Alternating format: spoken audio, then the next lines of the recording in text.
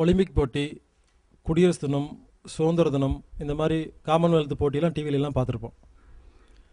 இந்த மாதிரி கலை நிகழ்ச்சி நடக்கும்போது முதல் நாள் ஆரம்பிக்கிற அன்றைக்கி என்ன பண்ணுவாங்க, கலைஞர்கள்லாம் வருவாங்க. 500 பேர் 1000 பேர் ஒன்றா ஸ்டேடியத்தில். நீங்கள் என்ன பண்ணுறீங்க, ஒரு குழந்தையை கூப்பிட்டுட்டு ஒரு ஸ்டேடியத்தில் போய் உட்காந்துருக்கிறீங்க, நேரு ஸ்டேடியத்தில் போய் உட்காந்துருக்கிறீங்க. கீழே கலை நிகழ்ச்சி நடக்குது. அதில் 500 பேர் கலர் கலராக ட்ரெஸ் போட்டு வராங்க, மொத்தமாக கும்பலாக நிற்கிறாங்க. அவங்க நிற்கும் பொழுது உங்கள் கண்ணுக்கு ஒரு தேசிய கொடி மாதிரி தெரியுது, இல்லை கைதட்டுறீங்க. அங்கே ஒரு தேசிய கொடி இருக்குமா? தேசிய கொடி இருக்காது. நம்ம கண்ணுக்கு தேசிய கொடி மாதிரி தெரியும். அந்த தேசிய கொடிக்குள்ள 500 மனுஷங்க இருப்பாங்க. 500 மனுஷங்களும் நீங்கள் தேசிய கொடின்னு சொன்னீங்க, அந்த மாதிரி கண்ணுக்கு தெரியுது. அதே 500 பேர் அப்படி கலைஞ்சு நிற்பாங்க. அடுத்த தடவை ஒரு மயில் மாதிரி தெரியும். இப்போ அங்கே மயில் இருக்குங்களா? நீங்கள் என்ன சொல்லுவீங்க? மயில்னு சொல்லுவீங்க. அதே 500 பேர் திரும்பி நின்னா ஒரு பூ மாதிரி தெரியும். யோசிச்சு பாருங்க, ஒரே 500 பேர் முதல்ல தேசிய கொடின்னு சொன்னீங்க, இப்போ மயில்னு சொல்கிறீங்க, இப்போ பூன்னு சொல்கிறீங்க. ஏன்? கண்ணுக்கு அந்த மாதிரி தோற்றம், காட்சி தெரியுது. நான் ஏன் இந்த கதையை சொல்கிறேன்னா, உங்கள் பக்கத்தில் இருக்கிற குழந்தை எனக்கு அந்த பூ வேணும்னு கேட்டால் வாங்கி தர முடியுங்களா? நீங்கள் என்ன சொல்லுவீங்க? அது பூவே இல்லைம்பீங்க. அந்த குழந்தை சொல்லணும், நம்ம போய் சொல்கிறோன்னு சொல்லும். ஏன்னா குழந்தைக்கு தெரியாது அதுக்குள்ளே 500 பேர் இருக்கிறாங்கன்னு தெரியாது. அதே மாதிரி மருத்துவத்துறையில் இருக்கிற ஒரு சயின்டிஸ்டோ டாக்டரோ முடியிலிருந்து நகை வரைக்கும் இருக்கிற எல்லா உறுப்புகளையும் மைக்ரோஸ்கோப் மூலமாக பார்த்தா முடி எப்படி தெரியுங்களா இருக்கும்?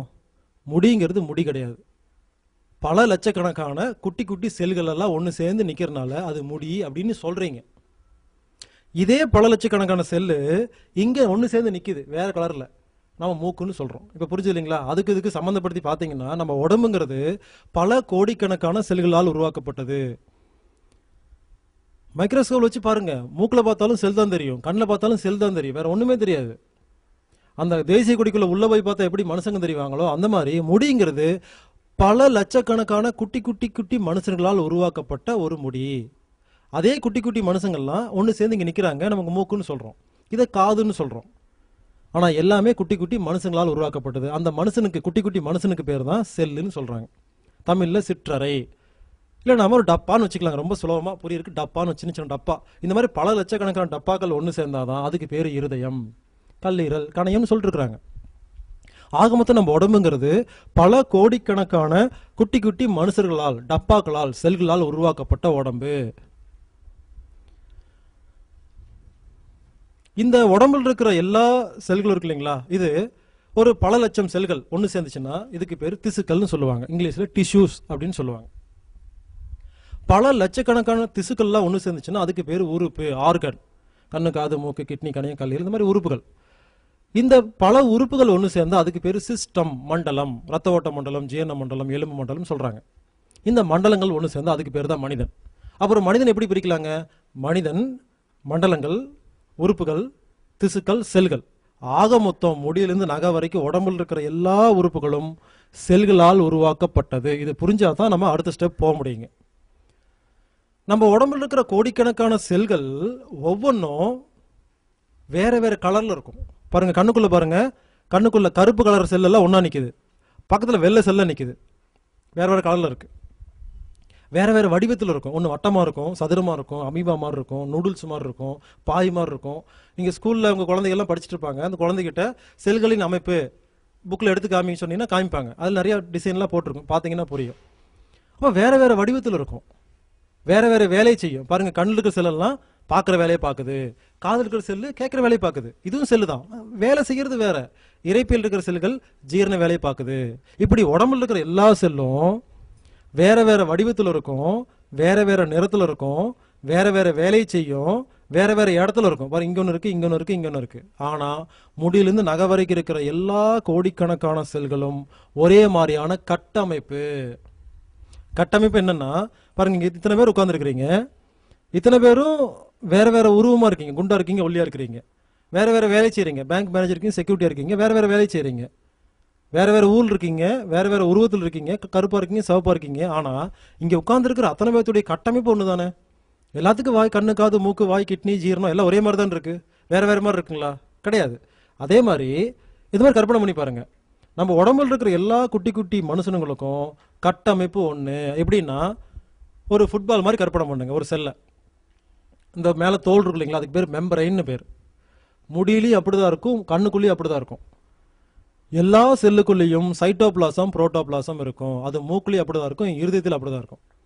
எல்லா செல்லுக்குள்ளேயும் நியூக்ளியஸ் அப்படிங்கிற உட்கரு இருக்கும். அது கிட்னிலையும் அப்படிதான் இருக்கும், கணையத்தில் அப்படிதான் இருக்கும். எல்லா நியூக்ளியஸ்குள்ளேயும் 23 ஜோடி குரோமோசோம் தான் இருக்கும். அது மூட்லேயும் அப்படிதான் இருக்கும், ஷோல்டர்லேயும் அப்படிதான் இருக்கும்.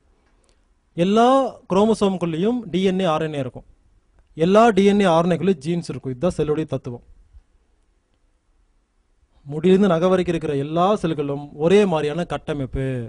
எங்க நான் நோய்க்காக வந்து உட்காந்துருக்குறோம், நீங்கள் ஏதோ ட்ரீட்மெண்ட் கொடுப்பீங்கன்னு சொல்லி உட்காந்து சயின்ஸ் கிளாஸ் மாதிரி சைட்டோபிளாசம் புரோட்டோபிளாசம் பேசி டைம் வேஸ்ட் பண்ணுறீங்கன்னு நினைக்காதீங்க. நீங்கள் சைட்டோபிளாசம் புரோட்டோபிளாசம் எல்லாம் மனப்பாடம் பண்ண வேண்டாம். கடைசியாக புரிஞ்சிக்க வேண்டிய விஷயம் தான் முக்கியம். முடியிலிருந்து நகை வரைக்கும் இருக்கிற எல்லா செல்களும் ஒரே மாதிரி இருக்குன்னு புரிஞ்சுக்கிட்டா போதும். அந்த புரியறதுக்காக நான் டெக்னிக்கலாக பேசிட்டு இருக்கேன், அவ்வளோதான். ஐயோ நமக்கு சைட்டோபிளாசம் புரோட்டோபிளாசம் ஞாபகம் இல்லையே, என்னமோ சயின்ஸ் பிரகாரம் பேசணும்னு நினைக்க வேண்டாங்க. புரிஞ்சுக்கிறதா விஷயமே தவிர உள்ள இருக்கிற வார்த்தைகளை விட்டுருங்க. கடைசி என்ன புரிஞ்சுக்கிறோம் அதான் முக்கியம் நமக்கு. அப்போ முடியிலிருந்து நகை வரைக்கும் இருக்கிற எல்லா செல்களும் ஒரே மாதிரி கட்டமைப்பு இருக்கும் பொழுது ஏன் தனித்தனி மருத்துவம் பார்க்கணும், இதை புரிஞ்சுக்கிற இதை வரக்காக தான் நான் இவ்வளோ நேரம் பேசிட்டு இருக்கிறேன். இப்போ இங்கே இத்தனை பேர் உட்காந்துருக்கிறீங்க. என்னைக்காவது யாராவது ஒரு நோய்க்காக, சார் நான் கருப்பாக இருக்கிறேன், எனக்கு இந்த மாத்திரை கொடுங்க, சவப்பாக இருக்க இந்த மாத்திரை கொடுன்னு கேட்டிருக்கீங்களா? மெடிக்கல் ஷாப்பில் போய் மருந்து மாத்திரை வாங்குறீங்க. அவர் கருப்பாக இருப்பார் சவப்பாக இருப்பார் கேள்வி கேட்டாங்களா? குண்டா இருப்பார் ஒல்லியா இருப்பார் கேட்டாங்களா? அவர் பேங்க் மேனேஜர் செக்யூரிட்டியான்னு கேட்டாங்களா? ஒன்றுமே கேட்கல. அப்போ என்ன அர்த்தங்க? ஒரு மனிதனுக்கு நோய் வந்தால் இதுதான் மருத்துவம். இதே மாதிரிங்க எனக்கு இப்போ திருப்பூரில் இருக்கிற ஒரு மனிதனுடைய எல்லா நோயும் குணப்படுத்த எனக்கு தெரிஞ்சு போச்சு. நான் ஜப்பானில் போய் வேறு மருத்துவம் பார்க்கணுமா? அங்கேயும் அதே மனுஷன் தானே. குண்டா இருக்க ஒருத்தருக்கு நான் மருத்துவம் பார்த்துட்டு ஒல்லியா இருக்கிற வேறு ஐயோ எனக்கு குண்டா இருக்கிற மருத்துவம் தான் தெரியுங்க, ஒல்லியா இருக்கு தெரியாதுன்னு சொல்ல முடியுங்களா? ஓ நீங்கள் பேங்க் மேனேஜராக செக்யூரிட்டியா? சாரிங்க எனக்கு பேங்க் மேனேஜருக்கு தான் மருத்துவம் பார்க்கணும் யாராவது சொல்லியிருக்காங்களா? அப்போது ஒரு மனிதனுக்கு நோயை குணப்படுத்த ஒரு டாக்டருக்கு தெரிஞ்சு போச்சுன்னா எந்த ஊர் எந்த கலரு எந்த ஹைட்டு எந்த வெயிட்டாக இருந்தாலும் குணப்படுத்தலாம். இதே டெக்னிக்கை உடம்புக்குள்ள தூக்கி போடுங்க. ஒரு செல்லை குணப்படுத்த தெரிஞ்ச ஒரு மருத்துவருக்கு கண்ணு காது மூக்கெல்லாம் பார்க்க வேண்டிய அவசியம் இல்லைங்க. அதே டெக்னிக் தான். ஏன்னா கண்ணுக்குள்ளேயே அதே மாதிரி தான் செல் இருக்கு, கிட்னி அதே மாதிரி செல் இருக்கு. ஏன் வந்து நான் செல்லை பற்றி இவ்வளோ நேரம் பேசிட்டு இருந்தேன்னா, தனித்தனி நோய்களை குணப்படுத்துறதுக்கு தனித்தனி ஸ்பெஷலிஸ்ட்கள் தேவையில்லை. எனக்கு புரியல. அதாவது கண்ணை தாங்க எனக்கு குணப்படுத்த தெரியும், எனக்கு கிட்னி பற்றி தெரியாதுன்னு எந்த டாக்டராவது சொன்னாங்கன்னா நான் என்ன நினைப்பேன்னா அவருக்கு கண்ணை பற்றி தெரியாதுன்னு சொல்லுவேன். ஏன்னா கண்ணை குணப்படுத்துகிற அதே டெக்னிக்கை ஃபாலோ பண்ணால் கிட்னி குணமாயிரும். கிட்னியை குணப்படுத்த தெரிஞ்ச ஒரு டாக்டருக்கு கண்ணை குணப்படுத்த தெரியணும். ஏன்னா கிட்னிலையும் கண்ணிலையும் ஒரே மாதிரி தான் செல் இருக்கு, கலர் வேற உருவம் வேற, அவ்வளோதாங்க. இப்போ புரிஞ்சது இல்லைங்களா? இப்போ இப்படி தான் இருக்கு. நான் வந்து நீங்கள் வந்து செக்யூரிட்டிங்களா, நான் வந்து குணப்படுத்த தெரியாதுன்னு யாராவது சொன்னால் சிரிப்போம் இல்லைங்களா? அதே மாதிரி தான் நான் சிரிப்பேன். எனக்கு மூக்கு தாங்க தெரியும், இறுதி பற்றி தெரியாது யாராவது சொன்னால் ரெண்டுமே தெரியாதுன்னு சொல்லுவேன்.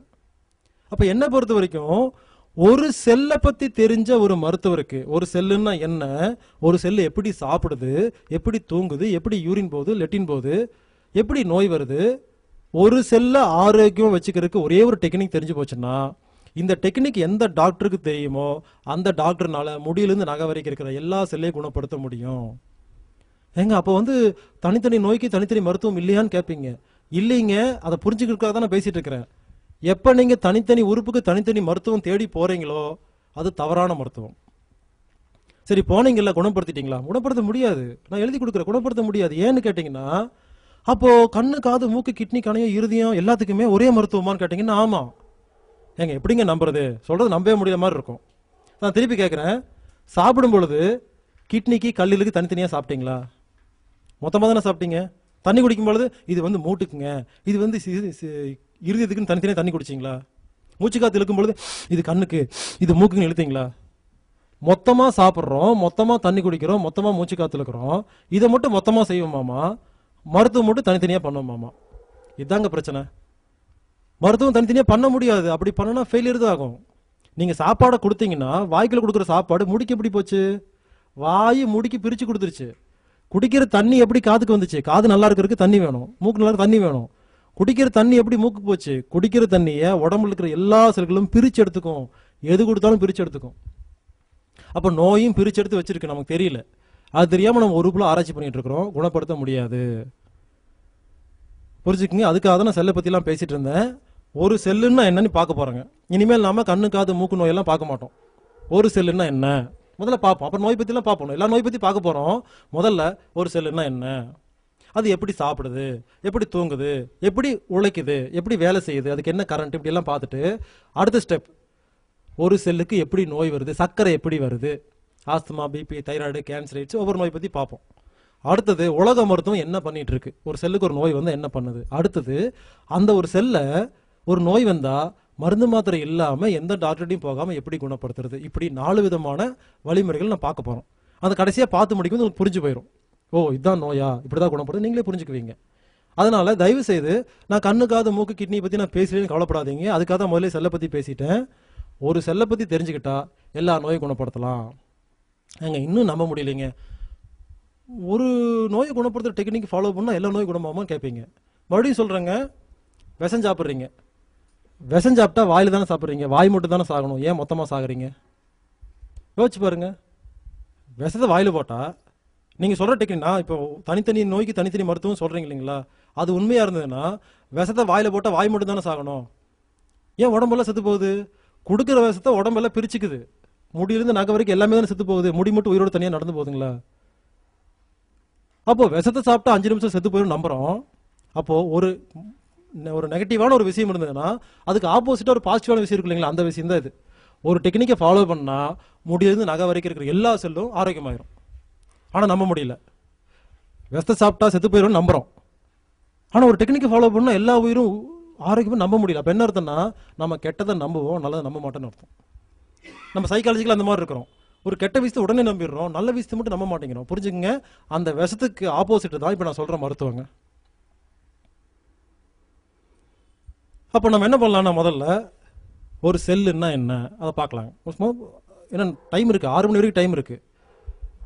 இந்த 7லேருந்து ஆரம்பித்தா தான் கடைசி வரைக்கும் எனக்கு புரியும். எடுத்துகிற நோய் பற்றி பேசுகிறவங்க புரியாது. ஏன்னா எனக்கு புரிஞ்சு போச்சு. நான் எனக்கு புரிஞ்சிருச்சு அப்படிங்கிறதுக்காக நான் பெரிய ஞானின்னு சொல்லிங்க. எனக்கு என்ன புரியுதோ அத்தனையும் அப்படியே உங்களுக்கு சொல்லிக் கொடுக்குறது இந்த மீட்டிங். இன்றைக்கி 6 மணிக்கு அப்புறம் நீங்கள் வேறு நான் வேறு இல்லை. ஏன்னா எனக்கு தெரிஞ்செல்லாம் உங்களுக்கு தெரிஞ்சு போயிடும். நீங்கள் வேறு நான் வேறு இல்லை, எல்லாத்துக்கும் ஒன்றாயிரும். அப்போது என்ன பண்ண போகிறோம், முதல்ல செல்லை பற்றி பார்க்குறாங்க. ஒரு செல்லு எப்படி உயிர் வாழுதுன்னு முதல்ல பார்ப்போம். அடுத்து நோயை பற்றி பார்ப்போம், அப்புறம் குணப்படுத்துறது அப்புறம் பார்க்கலாங்க. ஃபேன் ஓடுது, எப்படி ஓடுதுங்க? கரண்ட் மூலமாக ஓடுது. பைக் ஓடுது எப்படி? பெட்ரோல் மூலமாக ஓடுது. கேஸ் சிலிண்டர், ஒரு கேஸ் ஸ்டவ் எரியுது எப்படி? கேஸ் சிலிண்டர் மூலமாக எரியுது. கரண்ட்டு போன அடுத்த நிமிஷம் ஃபேன் நின்று போயிடுறீங்க, அந்த கரண்ட் மூலமாக தான் ஓடிட்டுருக்கு. பெட்ரோல் தீர்ந்து அடுத்த நிமிஷம் பைக் நின்று போயிடுது. கேஸ் சிலிண்டர் தீர்ந்து அடுத்த நிமிஷம் ஸ்டவ் நின்று போயிடுது. அப்போ என்ன அர்த்தங்க, நல்ல பைக்கு தானே, புது பைக் இப்போ தானே வாங்கிட்டு வந்திருக்கீங்க, ஏன் நின்று போச்சு? அப்போது ஒரு பொருள் வேலை செய்யறதுக்கு ஒவ்வொரு செகண்டும் ஒரு எரிபொருள் வேணும். இதை புரிஞ்சுக்கிட்டா போதும். இது நல்ல ஃபேனு, நல்லா இருக்குது, ஐஎஸ்சி முத்திரை இருக்குது, கரண்ட் போனால் ஏன் நிற்குது? அப்போ கரண்ட் இருந்தால் தான் ஒரு பொருள் வேலை செய்யும். அப்போது உலகத்தில் இருக்கிற எல்லா பொருளுக்கும் ஒரு எரிபொருள் இருந்தால் தான் வேலை செய்யும். அதுவும் 24 ஹவர்ஸ் தேவைப்பட்டே இருக்கும். எரிபொருள் நின்று அடுத்த நிமிஷம் நின்று போயிடும். அப்போது செல்லுங்கிறது ஒரு பொருள் தானே, இந்த பொருள் வேலை செய்யறதுக்கு என்ன எரிபொருள் வேணும்னு பார்க்கலாங்க. செல்லுங்கிறத ஒரு ஃபுட்பால் மாதிரி கற்பனை பண்ணுங்க. அது மெம்பரைன் அப்படிங்கிற ஒரு தோல். இந்த தோல் என்ன பண்ணும், அந்த அந்த தோல் கதவு, தோல் தான் கதவு. ஒரு செல் என்ன பண்ணும், கதவை திறக்கும். ரத்தம் அப்படிங்கிற அந்த பொருள் இருந்து சர்க்கரை அப்படிங்கிற பொருள் எடுக்கும். சர்க்கரைன்னு என்ன கேட்டிங்கன்னா சுகர், தமிழில் சர்க்கரை, இங்கிலீஷில் சுகர், டெக்னிக்கில் குளுக்கோஸ்னு சொல்லுவாங்க. எல்லாம் ஒன்று தான். ஒருவேளை நீங்கள் சர்க்கரை வேறு சுகர் வேறு குளுக்கோஸ் வேறு நினச்சிட்டு இருந்தீங்கன்னா அதை மாற்றிக்கிங்க. சர்க்கரை, சுகரு, குளுக்கோஸ் எல்லாமே ஒன்று தான். சொல்கிற இடம் மாறி இருக்கு. ஒரு செல் என்ன பண்ணுது, கதவை திறந்து ரத்தத்துலேருந்து சர்க்கரை அப்படிங்கிற பொருள் எடுத்துகிட்டு வந்து செல்லுக்குள்ள ஒரு ஸ்டவ் இருக்கும். இந்த ஸ்டவ்வுக்கு பேர் மைட்டோகாண்ட்ரியா. சர்க்கரை அப்படிங்கிற விறகு எடுத்துகிட்டு போய் ஒரு செல்லு அதுக்குள்ளே இருக்கிற ஸ்டவ்வில் வச்சு வெறும் சர்க்கரை எரியாது. மறுபடியும் கதவை திறந்து ரத்தத்தில் ஆக்சிஜன் அப்படிங்கிற ஒரு பிராணவாயு எடுத்துகிட்டு வரும். இந்த சர்க்கரை மேலே வச்சு எரிக்கும். சர்க்கரை விறகு, சர்க்கரைங்கிற விறகு எரியும் பொழுது இந்த ஸ்டவ் எரியும். இந்த ஸ்டவ் எரியும் பொழுது ஒரு தீ உருவாகும். பாருங்கள், செல்லே கண்ணுக்கு தெரியாது, செல்லுக்குள்ளே ஒரு ஸ்டவ் இருக்குது. அந்த ஸ்டவ்வுக்குள்ளே வைக்கிற விறகுக்கு பேர் தான் சர்க்கரை. இந்த சர்க்கரை எரியும் பொழுது வர வெப்பம் ஒரு வெப்ப சக்தி உருவாகும். இந்த வெப்ப சக்தி தான் அப்புறம் இயக்க சக்தியாக மாறும். அந்த இயக்க சக்திக்கு தான் பிராண சக்தின்னு பேர். Pranic energy, life force, cosmic energy, உயிர் சக்தின்னு சொல்கிறாங்க, எவ்வளவோ சொல்கிறாங்க. இது வரைக்கும் நம்ம சக்தியை பற்றி என்னென்னமோ பேசியிருப்போம். பிராணசக்தி பிராணசக்தி பிராணசக்தின்னு பேசிகிட்டு இருப்பாங்க. யாருக்கும் இது வரைக்கும் விளக்கமாக சொல்லியிருக்க மாட்டாங்க. இதாங்க செல்லுக்குள்ளே சர்க்கரையும் ஆக்சிஜனும் போய் எரிக்கும் பொழுது வர வெப்ப சக்திக்கு பேர் தான் பிராணசக்தி. இப்போ இந்த கையை ஆட்டுறேன், அப்போ என்ன அர்த்தங்க? இந்த கையில் இருக்கிற எல்லா செல்களும், குட்டி குட்டி செல்கள் எல்லாம் இந்த வேலையை செஞ்சிடணும். நான் பேசுகிறேன், எல்லா செல்களும் சர்க்கரை தூக்கி உள்ள போட்டு ஆக்சிஜன் தூக்கி உள்ள போட்டு எரியிற அந்த சக்தி மூலமாக தான் நான் பேசிட்டு இருக்கிறேன். உலகத்தில் யாருமே எந்த ஒரு செல்லும் இந்த வேலையை செய்யாமல் இருக்காது. கண்ணும் அப்படிதான் வேலை செய்யுது, இறுதியும் அப்படிதான் வேலை செய்யுது. நான் எதுக்கு அதெல்லாம் மறுபடியும் நிறையா விஷயம் சொல்கிறேன்னா, எல்லா உறுப்பும் ஒரே மாதிரி தான் வேலை செஞ்சு தெரிஞ்சு போச்சுன்னா ஒரே டெக்னிக் வச்சு குணப்படுத்திடலான்னு புரியிருக்காக தான் நான் பல வழியில் பல விதமாக சொல்லிட்டு இருக்கிறேங்க. முடியிலிருந்து நகை வரைக்கும் இருக்கிற எல்லா செல்களும் சர்க்கரையும் ஆக்சிஜனும் வச்சு தான் உயிரோடு இருக்கு. பாருங்க, சர்க்கரை நோயாளிகள் மயக்கம் போட்டுருவாங்க, கேட்டால் சுகர் லோ ஆயிடுச்சு. அப்போ என்ன அர்த்தம்? செல்லுக்குள்ளே சர்க்கரை போலன்னா மயக்கம் வந்துடும். அதே மாதிரி மூக்கு அடைச்சி பாருங்க, மயக்கம் போட்டுரும். அப்போ என்ன அர்த்தம்? செல்லுக்குள்ளே ஆக்சிஜன் போலன்னா மயக்கம் வரும். அப்போ ஒரு செல் உயிரோடு இருக்கிறதுக்கு என்ன வேணுங்க? சர்க்கரை வேணும், ஆக்சிஜன் வேணும். என்னைக்காவது யாராவது கால்சியம் இல்லை, அயன் இல்லை, சோடியம் இல்லை மயக்கம் போட்டு விழுந்து கேள்விப்பட்டிருக்கீங்களா? ஆனால் ஆக்சிஜன் இல்லை, சர்க்கரை இல்லைன்னா மயக்கம் போட்டுருவாங்க. அப்போ என்ன அர்த்தம்? ஃபேன் ஓடுறதுக்கு எப்படி கரண்ட் முக்கியமோ அந்த மாதிரி ஒரு செல்லு உயிரோடு இருக்கிறதுக்கு சர்க்கரையும் ஆக்சிஜனும் முக்கியம். அப்போ நோயாளிகளான நாம, நோயாளிகள் மனுஷர்களான நம்ம உயிரோடு இருக்கிறதே சர்க்கரை மூலமாக தான், ஆக்சிஜன் மூலமாக தான். உங்களுக்கு 50 வயசு ஆச்சுன்னா 50 பெருக்கல் 365 நாள் பெருக்கல் 24 மணி நேரம் பெருக்கல் 60 நிமிஷம் பெருக்கல் 60 நொடி பெருக்கல் நம்ம உடம்புல இருக்கிற கோடிக்கணக்கான செல்கள் பெருக்கல் போட்டீங்கன்னா என்ன விட வருமோ அத்தனை சர்க்கரையும் அத்தனை ஆக்சிஜனும் உங்க உடம்புல சப்ளை ஆயிருக்கு. அதனால தான் உயிரோடு இருக்கிறீங்க. இது உள்ள போகலைன்னா நம்ம இறந்துருவோம், மயக்கம் போட்டுருவோம், அப்புறம் இறந்துருவோம். அப்போ ஒரு மனிதனுடைய, ஒரு செல்லுடைய அத்தியாவசிய தேவை சர்க்கரையும் ஆக்சிஜனும். இதை பற்றி பேசாமல், இதை பற்றி தெரியாமல் நோயை பற்றி பேச முடியாது. அதனால பேசிக்காக சொல்கிறாங்க. கண்ணு செல் இருக்கு, கண்ணு என்ன பண்ணுது? சர்க்கரை தூக்கி உள்ள போடுது. நான் கண்ணுக்கு செல்லை பற்றி பேசுகிறேன், கண்ணு இல்லை, கண்ணுக்கு செல்கள். சர்க்கரை தூக்கி உள்ள போடுது, ஆக்சிஜன் தூக்கி உள்ள போடுது, எரியுது, சக்தி கிடைச்சிருச்சு. கண்ணு செல் என்ன பண்ணுது? நான் யாரு? சக்தி கிடைச்சிருச்சு. நான் யாரு? கண்ணா? கண்ணு என்ன வேலையை பார்க்கணும்? பார்க்குற வேலையை பார்க்கணுமா? பார்க்குற வேலைக்கு என்ன வேணும்? Vitamin A. இப்போ தான் ஒரு செல், கண்ணில் இருக்கிற செல் உயிரோடு இருக்கிறதுக்கு சர்க்கரை ஆக்சிஜன் வேணும். அது செய்கிற வேலைக்கு வைட்டமின் ஏ வேணும். இப்போ கதவை திறந்து வைட்டமின் ஏ தூக்கி உள்ளே போட்டு அது பார்க்குற வேலையை பார்க்குது. எலும்பு செல் இருக்குது, இதுவும் சர்க்கரை தூக்கி உள்ளே போடுது, ஆக்சிஜன் தூக்கி உள்ளே போடுது. வர சக்தியை வச்சுட்டு நான் யார்? எலும்பா? எலும்பு என்ன வேலை பண்ணணும்னு சொல்லிட்டு இப்போ மெக்னீசியமும் கால்சியத்துக்கு உள்ளே போட்டுக்குது. இந்த மாதிரி இறைப்பையிலிருந்து முடியிலிருந்து நகை வரைக்கும் இருக்கிற எல்லா செல்களும் முதல்ல சர்க்கரை தூக்கி உள்ளே போடும், ஆக்சிஜன் தூக்கி உள்ளே போடும். அதில் வர சக்தி வச்சு உயிரோடு இருக்கும். அது யோசிச்சு என்ன வேலை செய்யறதுன்னு பார்த்துட்டு அந்த வேலைக்கு என்ன பொருள் வேணுமோ அதை ரத்தத்திலிருந்து தூக்கி உள்ள போட்டுக்கும். நீங்க ஒரு செல்லை ஒரு வீடு மாதிரி கற்பனை பண்ணுங்க. வீட்டில் அடுப்பெரிக்கிறதுக்கு விறகு வாங்கிட்டு வரீங்க, கடையில் போயிட்டு விறகு வாங்கிட்டு வரீங்க, கதவை திறந்து வெளியே போய் விறகு வாங்கிட்டு வரீங்க. அடுப்பில் விறகு வச்சு எரிக்கிறீங்க. எரிஞ்சவன் என்ன ஆகுது? கறிக்கட்டியாக மாறிடுது. கறிக்கட்டை உங்களுக்கு வேணுமா? கறிக்கட்டை வேண்டாம், குப்பையாயிருச்சு. தூக்கி என்ன பண்ணுவீங்க? கதவை திறந்து வெளியே வீசிடுவீங்க. அப்போ விறகு வாங்குறதுக்கும் கதவை திறந்து வெளியே போறீங்க, கறிக்கட்டி தூக்கி வீசுறதுக்கும் கதவை திறந்து வெளியே போறீங்க. அந்த மாதிரி செல்லுங்கிற வீட்டில் மெம்பரைன் அப்படிங்கிற கதவை திறந்து சர்க்கரை அப்படிங்கிற விறகு வாங்கிட்டு வந்து உள்ள வச்சு எரிச்சோன்னா இந்த சர்க்கரை யூரியாவா மாறிடும். செல்லுக்கு யூரியா வேண்டாம், கறிக்கட்டை. இது கதவை திறந்து யூரியா தூக்கி ரத்தத்தில் வீசிடும். அதே மாதிரி ஆக்சிஜன் அப்படிங்கிற பொருளை உள்ள வாங்கிட்டு போய் வச்சு எரிச்சோன்னா இது கார்பன் டை ஆக்சைடாக மாறிடும். செல்லுக்கு கார்பன் டை ஆக்சைடு வேண்டாம், கதவை திறந்து வீசிடும். அப்போ ரத்தத்தில் என்ன இருக்குங்க? சர்க்கரையும் இருக்கும், யூரியாவும் இருக்கும், ஆக்சிஜனும் இருக்கும், கார்பன் டை ஆக்சைடு இருக்கும். ரோட்டில் நல்ல வண்டியும் போகுது, குப்பை வண்டியும் போகுது. நல்ல வண்டி எங்கே போகுது? விளைச்சல் இருக்கிற இடத்துல இருந்து நம்ம ஒவ்வொரு வீட்டுக்காக சப்ளை பண்ணுறதுக்காக நல்ல வண்டி வருது. குப்பை வண்டி எங்கே போகுது? ஒவ்வொரு வீட்டில் இருக்கிற குப்பையை எடுத்துகிட்டு போய் மொத்தமாக குப்பை இருக்கிறத கொட்டுது. இதாங்க உடம்பு. நம்ம உடம்புல ரத்தத்தில் பல வண்டி இருக்குது. சில வண்டிகள் நம்ம தேவையான செல்களுக்கு தேவையான சத்து பொருளை கொண்டு போய் கொடுக்கறதுக்கு சில வண்டிகள் ரத்தத்தில் ஓடிட்டு இருக்கோம். சில வண்டிகள் செல்கள் போடுற குப்பையை தூக்கிட்டு போய் குப்பை, யூரின், லெட்டின்னு, வியர்வை அனுப்புறதுக்கு சில வண்டிகள் போயிட்டு இருக்கும். ஆக மொத்தம் ரத்தத்தில் நல்ல பொருளும் இருக்கும், கெட்ட பொருளும் இருக்கும். ரத்தம் தான் ஒரு செல்லுக்கான அத்தியாவசியம். ஒரு செல்லு ரத்தத்தை தொடாமல் இருந்துச்சுன்னா செத்து போயிடும். ஒரு வீடு இருக்கு, வீட்டை செல்லை வீடு மாதிரி கற்பனை பண்ணுங்க. வீட்டில் கதவு இல்லாமல் ஏதாவது வீடு இருக்குங்களா? வீடு இருக்கலாம். என்னாகும்? அந்த வீட்டுக்குள்ளே எவ்வளோ பொருள் இருக்கோ தீர்ந்தோன்னு அந்த வீட்டில் குடும்பம் நடத்த முடியாது. அப்போது ஒரு வீடுனா கதவு இருக்கும், கதவு திறந்தா ரோட்டுக்கு போகணும். அதே மாதிரி ஒரு செல்லுன்னா கதவு இருக்கும், கதவு திறந்து ரத்தத்துக்கு போகணும். எந்த செல்லும் ரத்தம் இல்லாமல் உயிரோடு இருக்காது. ஏன்னா ஒரு செல்லு ஒவ்வொரு நிமிஷமும் தன்னை உயிரை காப்பாற்றிக்கிறதே ரத்தத்து மூலமாக தான். நான் ஏன் இவ்வளோ நேரம் இவ்வளோ கஷ்டப்பட்டு இதெல்லாம் பேசிட்டு இருக்கிறேன்னா, நம்ம உடம்புல இருக்கிற ஒரு செல்லு ஆரோக்கியமாக இருக்கணும்னா ரத்தத்தில் எல்லா பொருளும் நல்ல பொருளாக ரத்தம் ஊறி அறிவு இருந்தால் மட்டும்தான் அந்த செல்லு ஆரோக்கியமாக இருக்கும்.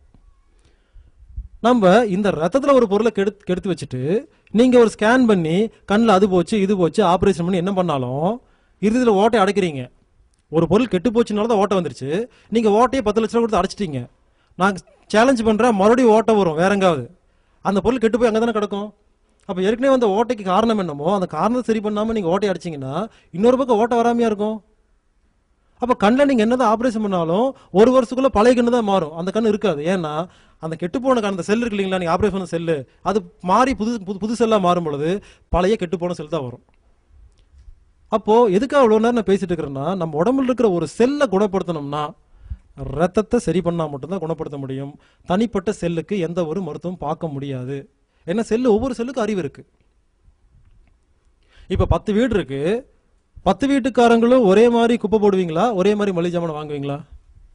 நீங்கள் உங்கள் வீட்டில் சரி, ஒரு வீட்டில் உங்கள் வீட்டில் நீங்கள் டெய்லி ஒரே மாதிரி மளிகை ஜாமான் வாங்குறீங்களா, ஒரே மாதிரி குப்பை போடுறீங்களா? மாறி மாறி இருக்குல்ல. ஏன் ஒரு நாள் விருந்தாளி வராங்க, ஒரு நாள் அதிக வேலை இருக்குது, மாறி மாறி வருது. அந்த மாதிரி ஒரு செல்லை வீடு மாதிரி கற்பனை பண்ணுங்க. இந்த செல்லு டெய்லி ஒரே மாதிரிலாம் எடுக்காது. பாருங்க, இந்த கையை ஆடிட்டு இருக்கிறேன், இந்த கையில் இருக்கிற எல்லா செல்லும் என்ன பண்ணும், இப்போ சாப்பிட்ருக்கோம். இந்த கை சாப்பிடாது, ஏன்னா வேலை கொடுக்கல. அப்போ நாம எந்த செல்லு என்ன வேலை செய்யுது, எப்போ எவ்வளோ எடுக்குது, எவ்வளோ கீழே போடுதுன்னு பார்த்துட்டா இருக்க முடியும்? அப்படிலாம் பார்க்க முடியாது. ரத்தத்தில் எல்லா பொருளும் நல்ல பொருளாக மட்டும் வச்சுக்கிற டெக்னிக்கை நம்ம ஃபாலோ பண்ணிகிட்டே இருந்தோம்னா முடியிலிருந்து நகை வரைக்கும் எந்த செல்லுக்கு என்ன வேணுமோ அவங்கவங்க எடுத்து அவங்கவுங்க நோயை குணப்படுத்திக்குவாங்க. இது ரொம்ப சுலபமான வழி. இதை தவிர எந்த வழிக்கு போனாலும் அது டெம்பரவரி வழியாக இருக்கும், எதை எமர்ஜென்சிக்கு பயன்படுத்திக்கலாம், ஆனால் பர்மனெண்ட்டாக அந்த நோய் குணமாகாது. இந்த செல்லை வந்து வீடு மாதிரி கற்பனை பண்ணுங்க, ரத்தத்தை வந்து ரோடு மாதிரி கற்பனை பண்ணுங்க. உங்கள் வீட்டில் நீங்கள் எப்படி வந்தீங்க? உங்கள் வீட்டு கதவை திறந்தீங்க, ஒரு ரோடு வழியாக இங்கே வந்துட்டீங்க. ரோடில் இங்கே வந்திருக்க முடியுமா? நீங்கள் இங்கே சாப்பிட்ற சாப்பாடு முடிக்க எப்படி போச்சு? ரோடு அப்படிங்கிற ரத்தம் மூலமாக முடிக்க போயிடுச்சு. இங்கே குடிக்கிற தண்ணி எப்படி போச்சு? கிட்னிக்கு. குடிக்கிற தண்ணி ரத்தம் மூலமாக கிட்னிக்கு போகுது. இந்த மாதிரி எதை செஞ்சாலும் ரத்தம் என்ன பண்ணும், உடம்புல இருக்கிற எல்லா உறுப்பு கொண்டு போய் கொடுத்துரும். அப்போ ரத்தங்கிறது ரோடு, செல்லுங்கிறது வீடு. திருப்பூரில் ஹெலிகாப்டரில் மேலே பார்த்தீங்கன்னா என்ன தெரியும்? நிறைய வீடும் நிறைய ரோடும் தெரியும். அதே மாதிரி உடம்புல ஹெலிகாப்டர்லேருந்து பார்த்தா என்ன தெரியும்னா நிறையா செல்களும் லட்சக்கணக்கான கிலோமீட்டரில் ரத்த நாளமும் தெரியும். நம்ம உடம்புங்கிறது பல கோடிக்கணக்கான செல்களாலும் பல லட்சம் கிலோமீட்டர் உள்ள ரத்த நாளம் அப்படிங்கிற ரோடாலும் உருவாக்கப்பட்டது தான் உடம்பு. இந்த ரத்தம் தான் முடிந்து நகை வரைக்கும் இருக்கிற எல்லா செல்களுக்கும் தேவையான நல்ல பொருளை கொண்டு போய் கொடுக்குது. ஒவ்வொரு செல்லும் யூரின் போகும், ஒவ்வொரு செல்லும் லெட்டின் போகும். நம்ம சாப்பிட்ற சாப்பாட்டை பிரித்து கொடுத்துருது, குடிக்கிற தண்ணீரை பிரித்து கொடுத்துருது, இழுக்கிற மூச்சு காற்றை பிரித்து கொடுத்துருது. அதே மாதிரி எல்லா செல்லும் லெட்டின் போகும் இல்லைங்களா, மொத்த லெட்டின் எடுத்துருந்து லெட்டினாக நம்ம போயிட்டு இருக்கோம். எல்லா செல்லும் யூரின் போயிடும். அந்த யூரினை ரத்தம்ங்கிற ரோடு வழியாக வந்து நம்ம மொத்தமாக யூரின் போகிறோம். நம்ம உடம்புல எந்த வேலையும் தனியாக நடக்கிறது இல்லை, எல்லாமே சேர்ந்து மொத்தமாக ஒரு வேலையை பார்த்துட்டு இருக்கு.